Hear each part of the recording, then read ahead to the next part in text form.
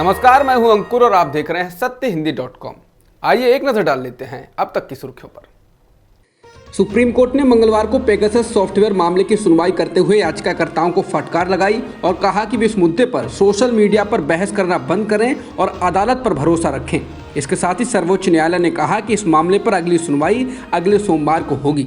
Supreme court में दायर याचिका में पेगासस मामले की जांच का आदेश देने की गुजारिश की गई है। सुप्रीम कोर्ट ने याचिकाकर्ताओं से साफ शब्दों में कहा, आपको जो कुछ कहना है अदालत में कहिए, बहस अदालत में होनी चाहिए, सोशल मीडिया पर नहीं।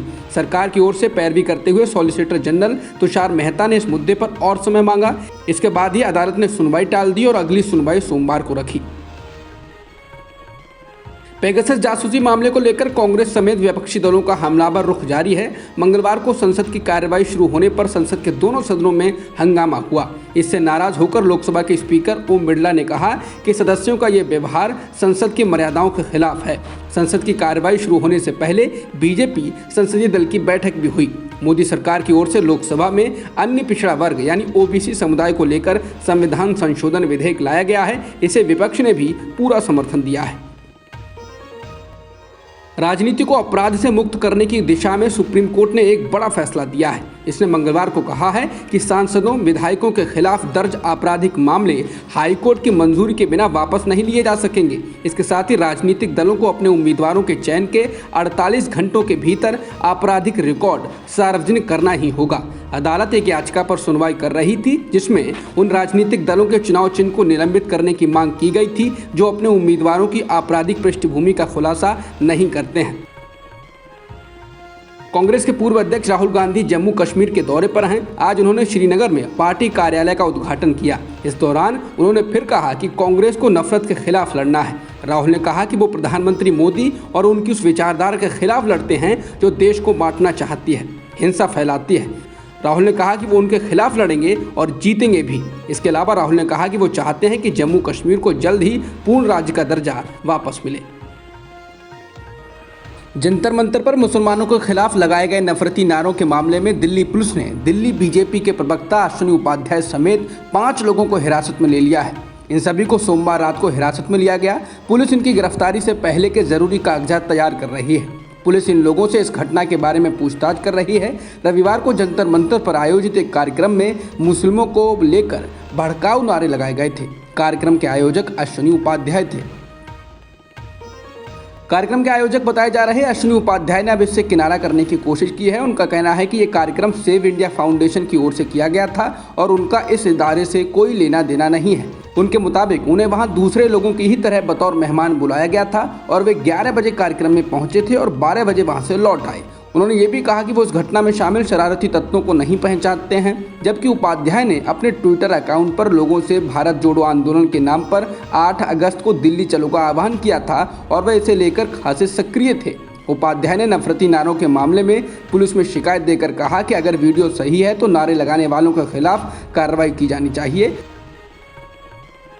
पिछले साल बीजेपी को इलेक्टोरल बॉन्ड के जरिए 2,555 करोड़ रुपए का चंदा मिला। ये कुल 3,355 करोड़ रुपए के इलेक्टोरल बॉन्ड का 76% है। वहीं मुख्य विपक्षी दल कांग्रेस को सिर्फ 318 करोड़ रुपए या लगभग 9% का चंदा इलेक्टोरल बॉन्ड के रूप में मिला। एनडीटीवी ने चुनाव आयोग के आंकड़ों का अध्ययन कर ये रिपोर्ट दी है। वित्तीय वर्ष 2019-20 के दौरान बीजेपी को इसके पिछले साल की तुलना में 75% अधिक पैसे मिले। बीजेपी को वित्तीय वर्ष 2018-19 में इलेक्टोरल बॉन्ड के जरिए 1450 करोड़ रुपए मिले थे। दूसरी ओर इस दौरान कांग्रेस को 17% कम पैसे मिले। एक लंबी कवायद के बाद बीजेपी हाईकमान ने कर्नाटक में नेतृत्व परिवर्तन तो कर दिया, लेकिन सरकार चलाने में जिस तरह की दिक्कतें येदियुरप्पा के सामने आ रही थीं, वैसी ही दिक्कतें नई मुख्यमंत्री बसवराज बोम्मई के सामने आ रही हैं। बीजेपी के ही नहीं बल्कि 2019 में कांग्रेस जेडीएस से बगावत कर पार्टी में आए विधायकों में से जिन लोगों को मंत्री बनाया गया है वे भी नाराज हैं। ऐसे मंत्रियों में आनंद सिंह का नाम शामिल है। आनंद सिंह का कहना है कि उन्होंने जो मांगा था वह उन्हें नहीं मिला है और वे मुख्यमंत्री से मिलकर इस बारे में बात करेंगे। इसी तरह एमटीबी नागराज भी उन्हें मिले विभागों से संतुष्ट नहीं हैं। वह भी कांग्रेस से बीजेपी में आए थे। इन दोनों मंत्रियों का कहना है कि येदियुरप्पा और बोम्मई दोनों ने ही अपना वादा नहीं निभाया। इसके अलावा इस बात की भी खबरें हैं कि बीजेपी के कुछ वरिष्ठ विधायक कैबिनेट के विस्तार के बाद से नाराज हैं। विपक्षी नेताओं की एकजुटता की कवायद सोमवार रात को परवान चढ़ते तब दिखाई दी जब कांग्रेस के बड़े नेता कपिल सिब्बल के घर पर रखे गए डिनर में कई दलों के नेता जुटे।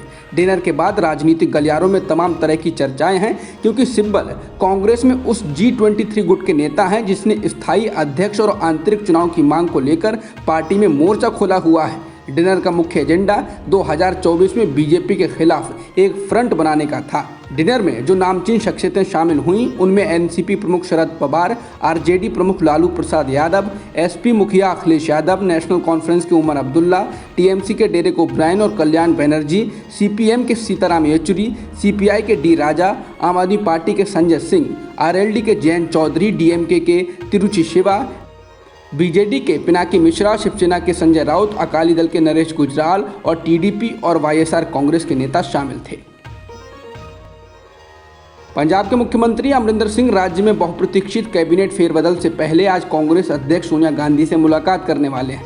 ये मुलाकात ऐसे समय भी हो रही है जब सिद्धू को प्रदेश कांग्रेस अध्यक्ष बनाए जाने के बाद भी राज्य में कांग्रेस के अंदर झगड़ा जारी है। हालांकि इस बैठक को इसलिए महत्वपूर्ण माना जा रहा है क्योंकि राज्य में कैबिनेट फेरबदल का इंतजार है। हालांकि कैप्टन ने 31 जुलाई की पीटीआई की रिपोर्ट के अनुसार अपनी मंत्री स्तरीय टीम में तत्काल सुधार की संभावनाओं से इनकार कर दिया था। तालिबान ने सोमवार को छठी प्रांतीय राजधानी पर कब्जा कर लिया। इस बीच अमेरिका का कहना है कि यह अफगान सुरक्षा बलों पर निर्भर करता है कि वो कैसे तालिबान से देश की सुरक्षा करते हैं। बता दें, अमेरिकी राष्ट्रपति जो बाइडेन पहले ही कह चुके हैं कि अफगानिस्तान में अमेरिकी सैन्य मिशन 31 अगस्त को समाप्त हो जाएगा।